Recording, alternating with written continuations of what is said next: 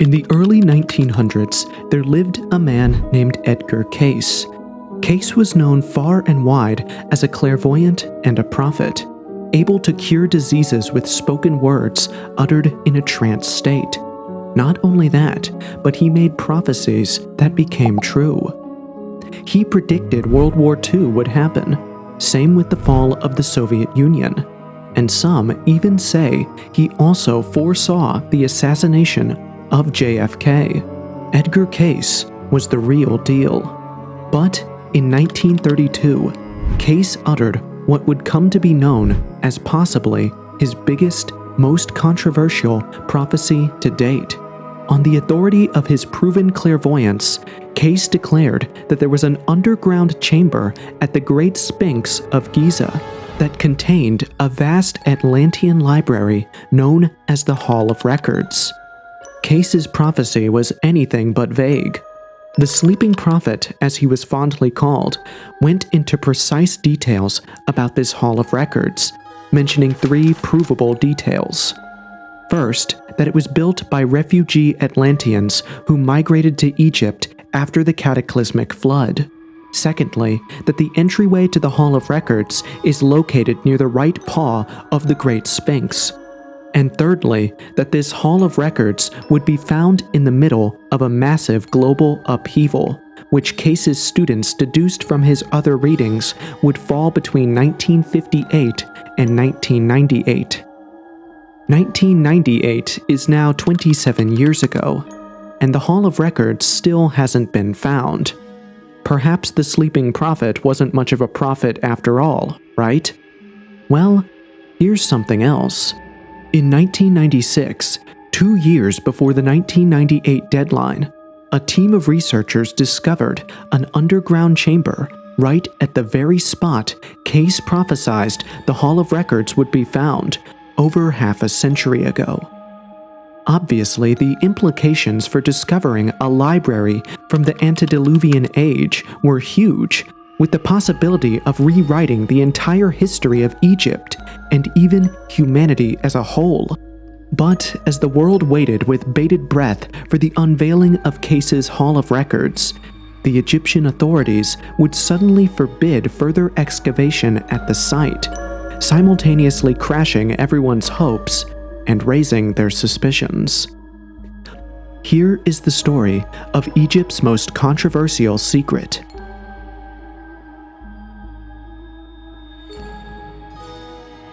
Altogether, Edgar Cayce gave over 14,000 known readings over the course of his life. Most of them involved Cayce diagnosing sicknesses and prescribing treatments for ailments. But a lot of these readings also touched on other subjects like reincarnation, dreams, the afterlife, and yes, Atlantis. According to Cayce, Atlantis was a highly advanced antediluvian civilization that was destroyed following the cataclysmic global flood of 9500 BC that's talked about in nearly every cultural myth. Cayce's story about Atlantis wasn't particularly new. Centuries before him, Plato had told this story, which he said was passed down to him by his uncle. By the way, I did a deep dive into all the prevailing Atlantean theories, one of which even has some connection to ancient Egypt, which I won't be able to cover in this video. But you can check out that video, I'll leave the link below. Alright, back to the video. As I said earlier, Cayce's story about Atlantis wasn't entirely new. There was only one thing different about it, the introduction of the Hall of Records. By the way, here's the reading verbatim, in case you were curious. Mind you, the language is a little out there, so you might struggle to follow whatever Cayce is saying. Nevertheless, here's how Cayce describes the Hall of Records. Apparently, it's a sealed room that contains a record of Atlantis from the beginnings of those periods when the spirit took form or began the encasements in that land, and the developments of the people throughout their sojourn, with the record of the first destruction and the changes that took place in the land. This in position lies as the sun rises from the waters. The line of the shadow falls between the paws of the Sphinx that was later set as the sentinel or guard, and which may not be entered from the connecting chambers from the Sphinx's right paw until the time has been fulfilled when the changes must be active in this sphere of man's existence. Between then, the Sphinx and the river.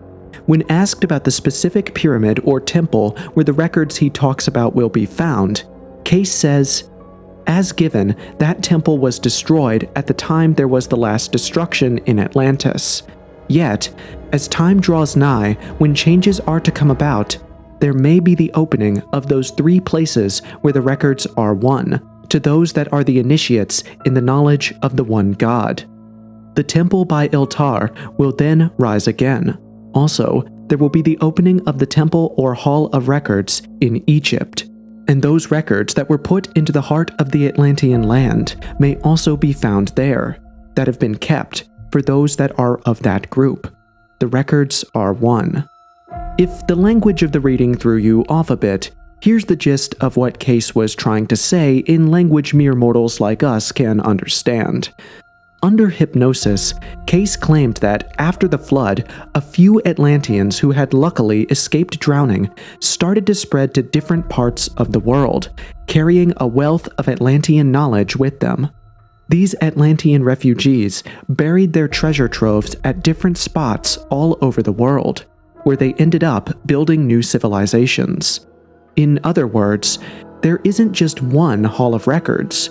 If Cayce's prophecy is to be believed, there are actually 3 of them. One at Yucatan in Mexico, one at Bimini Road in the Bahamas, and then, lastly, we have the focus of our conversation today, which is the Hall of Records buried underneath the Great Sphinx at the Giza Plateau in Egypt. Interestingly, Cayce was not the first person to purport the idea of the existence of something underneath the Great Sphinx, even though he was the one who helped popularize it. As far back as medieval times, there were already Islamic legends about a certain king called Sarid ibn Salhuk. This Sarid, the legends claimed, was a king of Egypt who reigned before the Great Flood described in the Bible. And it is said that it was King Sarid who built the Great Pyramid of Giza that is traditionally accredited to King Khufu in mainstream Egyptology and archaeology. Apparently, Sarid had had a vision warning him about an upcoming global flood that would end the world. So, he ordered the construction of the Great Pyramid to both serve as his tomb and to house all of Egypt's knowledge in the event that his dream came to pass. Ultimately, the point is that it would seem that Cayce's prophecy was simply tapping into and amplifying a long-held belief that something of great worth lies hidden somewhere in the Giza Plateau. In other words, Cayce didn't invent the idea of a Hall of Records. He simply named it so and formally thrust the idea into public consciousness. Born in 1877, Cayce passed away at the age of 68 in 1945, but his family, not wanting his legacy to die with him, would carry on his work through the organization Cayce founded while still alive, the Association for Research and Enlightenment, ARE. If we're to believe the calculations of his students, Cayce had insinuated in his prophecies that the Hall of Records would be found by 1998. So, the organization made it its purpose to work hard and prove Cayce right. With that, the game was officially set afoot, and the coming decades would shake the very foundations of mainstream Egyptology.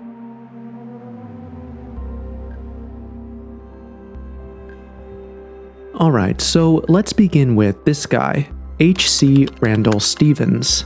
In 1939, Randall Stevens was a professional singer and a veteran of both world wars when he burst onto the scene with a pretty obscure book entitled A Voice Out of Egypt.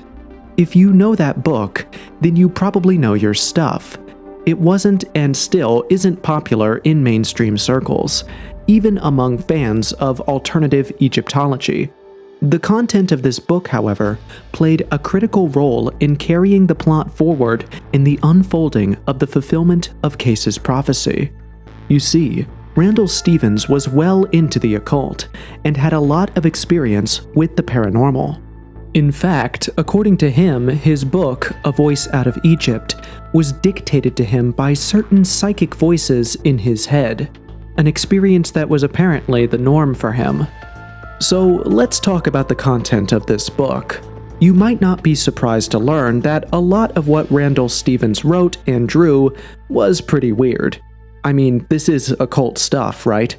The author drew diagrams of the Great Sphinx and the Great Pyramid, showing underground aspects and structures that he had no way of knowing since he'd never done a single second of excavation work at any of the sites.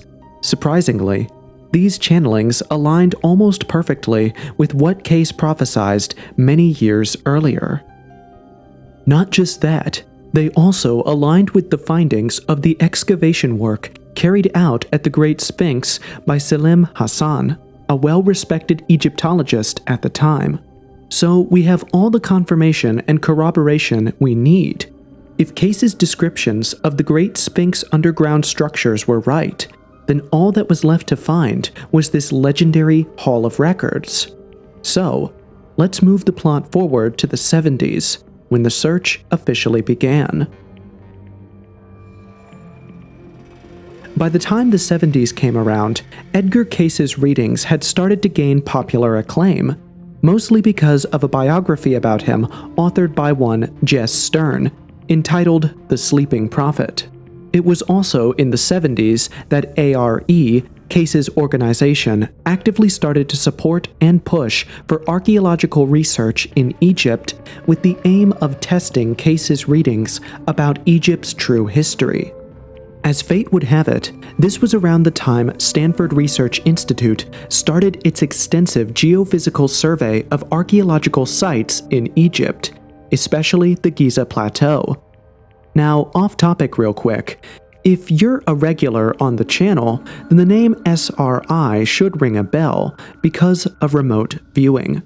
If you don't know what I'm talking about or what a remote viewing is, then you want to check out my video on the Alaskan Triangle, where I uncover some pretty interesting CIA drama. The link will be in the description.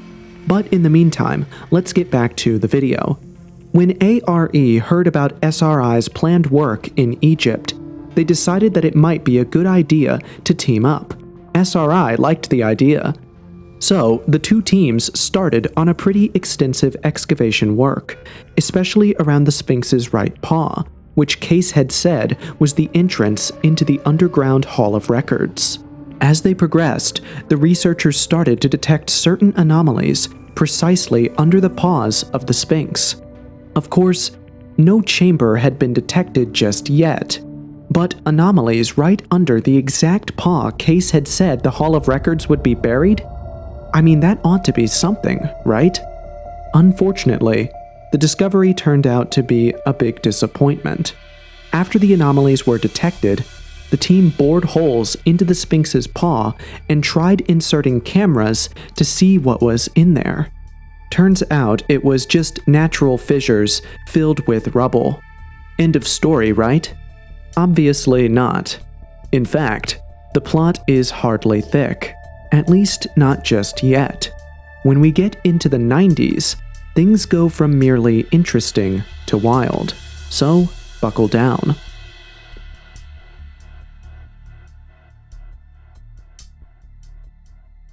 By the 1990s, the Great Sphinx had become the talk of the town when it came to Egyptian archaeology. Even the Great Pyramid had to take the back seat. It was that intense. A lot of factors contributed to the Sphinx's newfound stardom, but most specifically, it was the work of two men, John Anthony West and Robert Schoch, that really shot the Great Sphinx into the limelight. Both West and Schoch were of the opinion that the Great Sphinx was built not 5,000 years ago as it is universally accepted now, but as far back as 7,000 BC, or 9,000 years ago.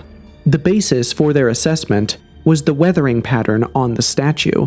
which Scosh theorized was due to weathering from heavy rainfall that occurred in the Giza Plateau thousands of years before the time of the pharaohs, when the area was much wetter than it is today. Obviously, this implied an alternative history of Egypt, one that was much older than mainstream archaeology posits. So you can see how that would easily have spread like wildfire. Anyway, by 1991, riding on the excitement around the topic of Egypt and its megaliths, West and Scosh would carry out their own seismic survey of the Sphinx. And just like the ARE and SRI team 2 decades back, the duo would also stumble on some anomalies under the Sphinx's paws. To rip the band-aid off quickly, this venture also failed to yield anything positive. However, this time it was not because the anomaly was insignificant, but because the researchers were barred from excavating the site by the Director General of the Giza Monuments at the time, Zahi Hawass. Keep your eyes on this man, because he plays a critical role in the controversy that's about to unfold. Okay, so Hawass had been upset by the fact that Scosh and West were going about on live TV telling everyone that Egypt was actually founded by Atlanteans. So he denied the duo permission to carry on further seismic work at the Sphinx. But the damage was already done. The Sphinx weathering theory, which ultimately affirmed a pre-Diluvian founding for Egypt, had already started to spread like wildfire. Once this happened, public interest in Atlantis and lost civilizations got reignited, even as many started to consider an alternative history of Egypt's founding different from the mainstream framework everybody had been made to believe. This situation set the stage perfectly for Graham Hancock to enter the conversation, gradually ushering us into the climax of the search for the elusive Hall of Records. You see, Robert Bauval was a student of Edgar Cayce's readings and prophecies. He agreed with Cayce's submission that the Sphinx could probably date as far back as 10,500 years ago, but then fleshed that out by saying that the ancient civilization that built the pyramids and the Sphinx did so to align with Orion's belt. This is called the Orion correlation theory, which stands apart from the weather erosion theory proposed by West and Scosh as we saw earlier. Anyway, Hancock shared the same framework as Bauval, and the two soon became a tag team. Bauval and Hancock also extended a hand of friendship to Scosh and West, and together the men became something like the Four Musketeers of alternative Egyptology, a friendship that turned out to be an omen. As a matter of fact, it wouldn't be far-fetched to say that the day these four men shook hands and became friends, the time of death on the search for the Hall of Records was called. So, it's 1996, just 2 years before Cayce's prophecies would officially go unfulfilled if the Hall of Records weren't ultimately found. One man, Dr. Joseph Shore, a wealthy biochemist, an influential alumnus of Florida State University, FSU, and a student of Edgar Cayce, decided that he was going to single-handedly commission the work of excavating the Sphinx, both to find the Hall of Records and to test the erosion theory. To carry out the work, Shore put together a team that comprised FSU researchers, ARE researchers, Scosh, and a man named Dr. Thomas Gebecki, who used to be partners with John Anthony West. By the way, this move officially kicked off a feud between the Four Musketeers who felt slighted and Shore. But more on that later. Let's get back to the search. So, Thomas Gebecki had worked on the Sphinx 5 years prior in 1991. During his work, just like others before him, Gebecki stumbled on something near the right paw of the Sphinx, but wasn't able to excavate further to confirm what he detected. Shore's project offered Gebecki a second chance to corroborate his initial findings, and so he decided to join in the work. When the survey started, Gebecki once again found a rectilinear anomaly, similar to the one he had seen 5 years earlier. This time, however, something was noticeably different. Whatever this thing was, it was more than a mere anomaly. This was a chamber. Now, I want you to pause for a second and take this in, because this is a major moment in the Sphinx Hall of Records saga. Up to that point, all anyone had been able to detect was an anomaly, but for the first time, archaeologists were able to confirm the presence of a chamber. And not just any chamber, but a chamber measuring 30 feet by 40 feet, exactly as Edgar Cayce had predicted over half a century ago. So, was this it? Had Cayce's Hall of Records officially been found? Well, let's consider the factors. First, the timeline matches. DeBakey stumbled on this chamber in 1996, within the time frame that Cayce predicted.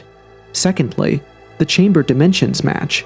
DeBakey said the chamber he discovered measured 30 feet by 40 feet, which is identical to the dimensions given by Cayce. 3. The location is also a match. Cayce said the Hall of Records would be found under the Sphinx, going in through the right paw, and that's where DeBakey and crew located the chamber. Plus, it was mentioned that the presence of metal was detected, which confirms for us that this chamber was very likely man-made and not natural. So, considering all of this, there's very good reason to believe that we have found the precise spot where the Hall of Records is located. All that's left is to excavate, and we can know for sure. Should be simple, right? Wrong. It is precisely at this point that things start to get really weird, because for some reason, Zahi Hawass flat out refuses to give the crew the necessary permit to carry out further excavations. To this day, no further seismic work has been carried out at the spot where DeBakey found his chamber. By the way, Dr. Shore had arranged for the entire work to be filmed so he could produce a documentary afterward. Well, even that footage has never been seen to this day. To cut a long story short, lots of legal technicalities have worked together to ensure that this film never sees the light of day. So we're left wondering about what could have been. Did Joseph Shore and his team actually find the Hall of Records? Is this information purposely being hidden by some powerful people?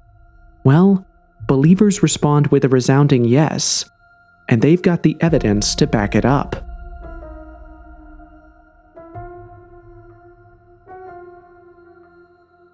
Before we talk about the theories surrounding the discovery of the Hall of Records, you need to realize how much of a big deal it's going to be if Shore's activities at the Great Sphinx actually uncovered the Hall of Records. Setting this foundation will also give the necessary context by the time we begin to uncover some of the dirty business that culminated in Hawass prohibiting Shore from excavating the Sphinx any further. So pay attention. Alright, so the history of how the Egyptian civilization came to be has always been up for debate, and the presence of multiple explanation-defying monuments like the pyramids and the Sphinx are a big reason why. I mean, how were the builders able to lift such heavy boulders to such great heights without any modern machinery? For context, even with all our technological advancements today, building a pyramid as large as the Great Pyramid would be prohibitively expensive, highly demanding, and time-consuming. So how did Egyptian builders living in the Bronze Age achieve this feat so seamlessly that they were even able to do it multiple times, even with the help of slaves? Mainstream archaeologists have proposed all kinds of theories, from ramps to waterways, but the truth remains that we simply do not have enough archaeological evidence to make any definite conclusion about how the pyramids were built. The same goes for the Great Sphinx. So, could it be time for us to start paying better attention to the alternative historians? Honestly, it would appear so. And to their credit, their claim has been pretty consistent. According to alternative historians, the Great Sphinx and the Great Pyramid were built by divine beings with advanced knowledge and technology, and not the pharaohs. I could go into the details of the advanced technologies suggested, like sonic levitation or ultrasonic drilling, and then trace elements of these technologies across several cultures across the globe.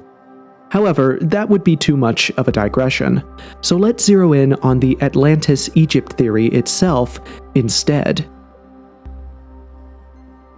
In Egyptian mythology, there's a group of divine beings known as the Shabidiu. The Shabidiu are a race of 60 gods considered, in some strains of Egyptian mythology, to be co-creators with the Horus Falcon.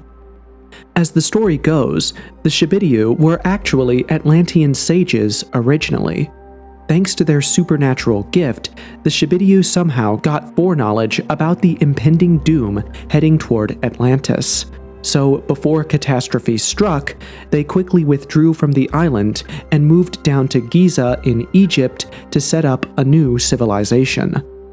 This period of history has come to be known to Egyptians as Zep Tepi, or the first time. According to lore, the Shabidiu were very busy beings, often moving from one project to another, whether it was agriculture or construction. For instance, structures such as the Great Sphinx, the Sphinx Temple, and 4 of the pyramids of Giza are all attributed to the Shabidiu, all of which they built before 9400 BC, 100 years after Atlantis sank. Ignatius L. Donnelly expands upon this idea in his book Atlantis: Antediluvian World. In fact, Donnelly draws from multiple bits of evidence to prove that the Atlanteans were responsible for all of human civilization as we know it. For instance, he demonstrated the similarities between the Phoenician alphabet, as well as the Mayan and Egyptian hieroglyphs, which he believed proved that all 3 writing systems stemmed from an original Atlantean alphabet. Donnelly also argued that the presence of pyramids on both sides of the Atlantic was yet another bit of concrete evidence proving that they were all built by one and the same advanced civilization. As far as Donnelly was concerned, to assume that all of these pyramids scattered all over the world were the product of extraordinary coincidences was as ludicrous as assuming that the American and English form of government spontaneously developed without any prior relationship or a shared ancestry. And when you think about it, it makes a lot of sense. There are coincidences and there are patterns. Coincidences are random and do not need an external intelligent agent. Patterns, however, imply intentionality, and only intelligent beings can be intentional. What we see, from the similar writing systems across cultures that never met, to pyramids that beat even our own modern engineering capabilities, seem to suggest a pattern, not a coincidence. So it becomes clear that the Atlantis-Egypt theory is not just possible, it's perhaps the simplest theory that works best when trying to make sense of all the inexplicable things about Egypt and even about human civilization as a whole.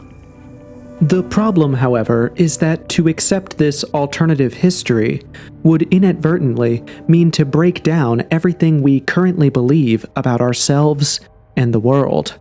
And in a world where stability is prized above all else, no one wants any rude awakening, and definitely not one as rude as this.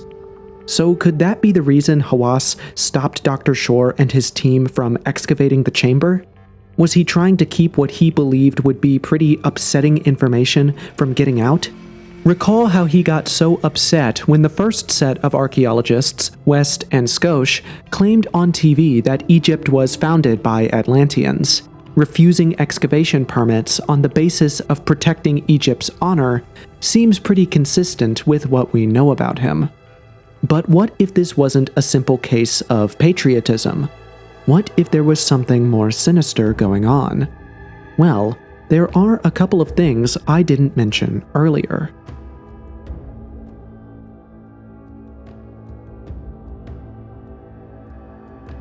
Dr. Shore's plan had been to film the entire excavation process at the Great Sphinx, then produce a documentary out of it, featuring the unveiling of the Hall of Records as the climax. The idea was for the whole process to be as quiet as possible, so Shore ensured that all participants signed NDAs. Suspicious, right?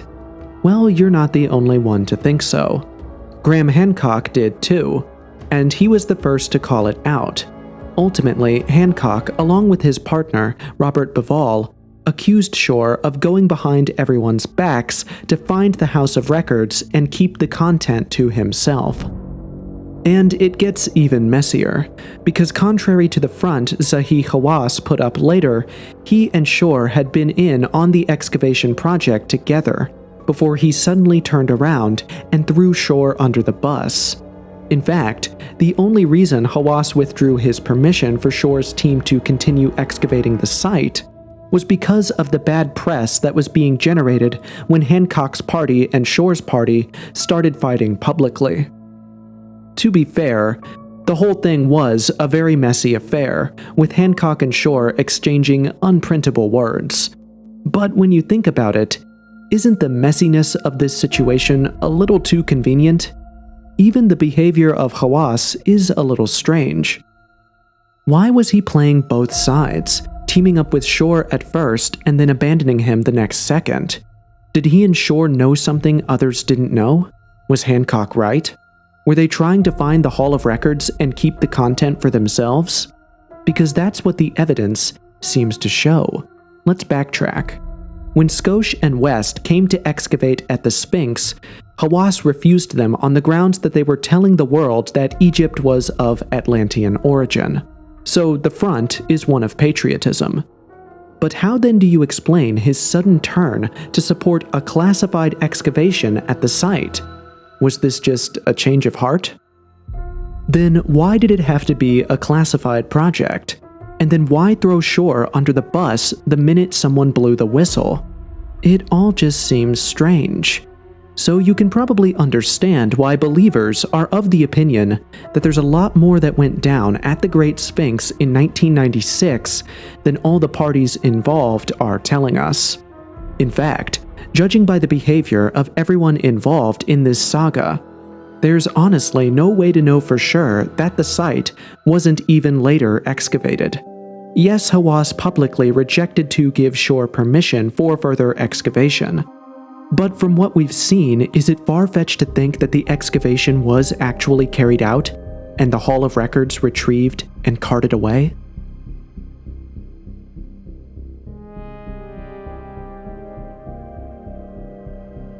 Alright, so as you know, while I love the mystery and the intrigue, I also love to give a fairly balanced view of things.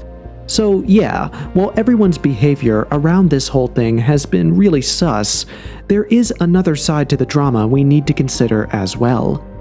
First, let's critique the Atlantis-Egypt theory from a skeptical point of view, and feel free to let me know what your thoughts are in the comments section.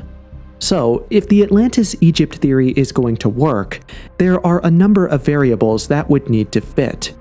And honestly, right now, they just aren't adding up. The first is the time gap. If we're going to take the Atlantean lore at base value, then Atlantis went down about 11,500 years ago, or in 9500 BC. Then, the pyramids and Sphinx were built within 100 years after that. Problem is, there's not a lot of concrete evidence to support this theory. In contrast, there is more than sufficient evidence to support the conventional dates attributed to these structures, which fall within the 3rd century BC. Ironically, it's just like Donnelly said, we can't attribute this to mere coincidence. Even the theory that certain people are gatekeeping this information for sinister reasons takes a hit because of the lack of evidence. Of course, is the absence of evidence evidence of absence? Not at all. However, until we get tangible evidence, maybe like the alleged House of Records from Cayce's readings, the Atlantis-Egypt theory remains just that, a theory. There's another thing which we need to take into account, and that is the fact that Egypt does have older, far less impressive pyramids, which suggests that there was something of a learning curve involved in the building of the pyramids we all find awe-inspiring in our day. Take the Step Pyramid of Djoser, for instance. This pyramid was built about 200 years before the Great Pyramids, and the builders actually started out building not a pyramid, but a mastaba. A mastaba is like a small tomb with sloping walls. It was later that the idea to build a pyramid came, and then they were like, you know what? How about we add more levels and make it into a pyramidal shape? And that's what they did. So you'll notice that the Step Pyramid was built in 6 different construction phases, a fact we have abundant evidence for. But again, notice the very human process here. The builders were learning on the job. The Bent Pyramid is another example. After the Djoser Pyramid, a rivalry began among succeeding pharaohs to outdo their predecessors by building grander pyramids. With the Bent Pyramid, Pharaoh Sneferu had initially tried to build a pyramid that would be taller than Djoser's with sloping sides. However, the Egyptians were still new to the pyramid building thing, so they constructed a base that was too small for the height and slope they were looking for. Mid-construction, the sides started to slip, and the architects had to pivot and change the angle of the slope. Ultimately, when the time came to build the Great Pyramid, the Egyptian architects had learned from their past mistakes, so building the Great Pyramid became a much more effective and efficient experience. Again, a very human process, which once again disproves the need for an ancient advanced civilization to explain the existence of the megaliths of Egypt. What the evidence shows instead is that the ancient Egyptians were perfectly capable of building all the structures attributed. So perhaps, believers might want to start becoming much more open to the idea that our ancestors were capable of much more than we give them credit for. To be clear, personally, I do believe that Atlantis very likely existed, and that the stories of the civilization are likely true. But do I believe that the Atlantean refugees built Egypt? Honestly, no. In my opinion, there's just no evidence for that. But you can tell me what I'm missing by dropping a comment. As for the existence of the Hall of Records, on this one, I'm somewhat on the fence, and here's why. By all records and testimonies, Edgar Cayce was a sincere person. He charged nothing for his hypnotic diagnoses and treatments, choosing instead to earn his living as a photographer. Even if we don't have empirical evidence of Edgar Cayce's peculiar medical processes, the fact that he didn't turn what could easily have become a gold mine into a money-making scheme is a constructive enough reason to believe that he wasn't a fraud. Besides, on quite a number of his future predictions, Cayce turned out to be accurate. For instance, he predicted the deaths of President Franklin D. Roosevelt and John F. Kennedy. He also predicted the stock market crash of 1929, the Great Depression, the rise of Adolf Hitler, and even his own death. But on quite a few things, he was dead wrong as well. For instance, he predicted that Jesus Christ would return in 1998, and that China would become predominantly Christian in 1968. Neither of these things happened. The prophecy about the discovery of the Hall of Records is also shaky, since it's been 27 years since, and we haven't heard of such discovery. Believers might rightly argue that the suspicious activities surrounding the excavation efforts of 1996 make it impossible to deny the fulfillment of that prophecy at the very least. And while that's a valid response, there's a lot about Debicki's underground chamber discovery that, when scrutinized, brings up significant issues. The fact is that Debicki himself was a student of Cayce, which means he wasn't exactly independent and unbiased. He had a bias going into the work. So is it surprising that he went out to look for the underground chamber prophesied by Cayce and then found exactly that? Keep in mind that 5 years ago, Debicki had surveyed the same site and had called it an anomaly. which is typical archaeology speak when you haven't confirmed the identity of a discovered structure just yet. In fact, Debicki's haste to conclude that he had seen a chamber even before he could excavate only further proves his eagerness to prove Cayce right, leading him to draw inferences rather than follow due process and make conclusions from direct observation. Besides, what changed? If Debicki didn't see a chamber in 1991, was he saying that someone came to that spot and built one in the 5 years between 1991 and 1996? If no, then what changed?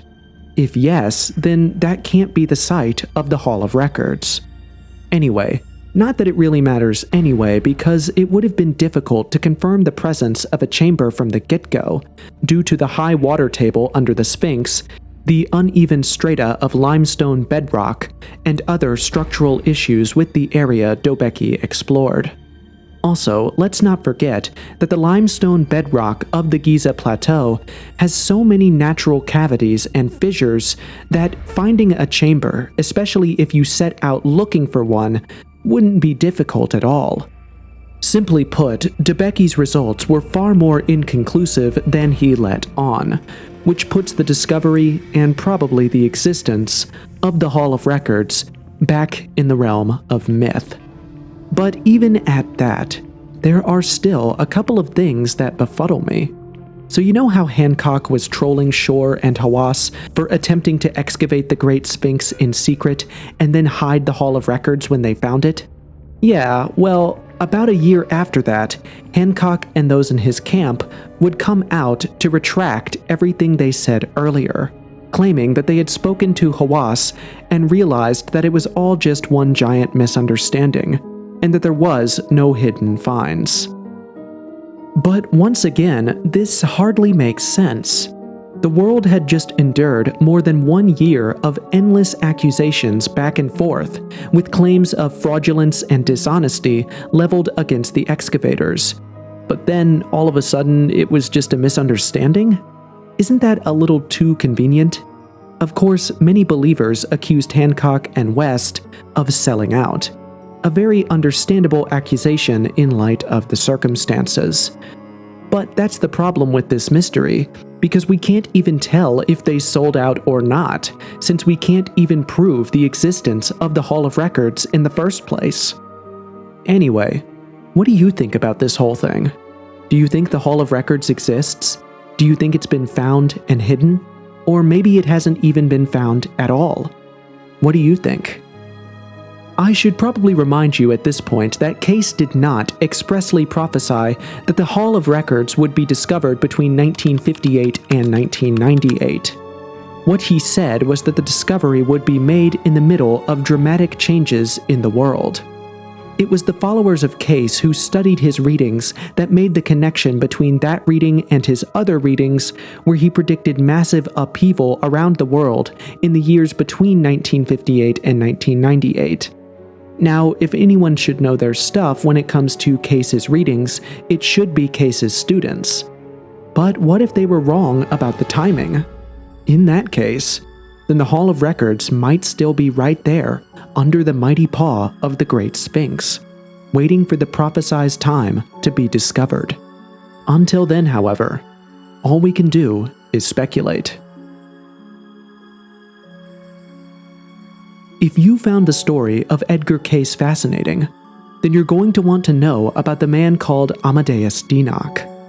Like Cayce, Denock was prone to falling into trances, except Denock's trance once lasted an entire year, and when he woke up, he had acquired new memories, not of the past, but of the future. Find out more by clicking on this video.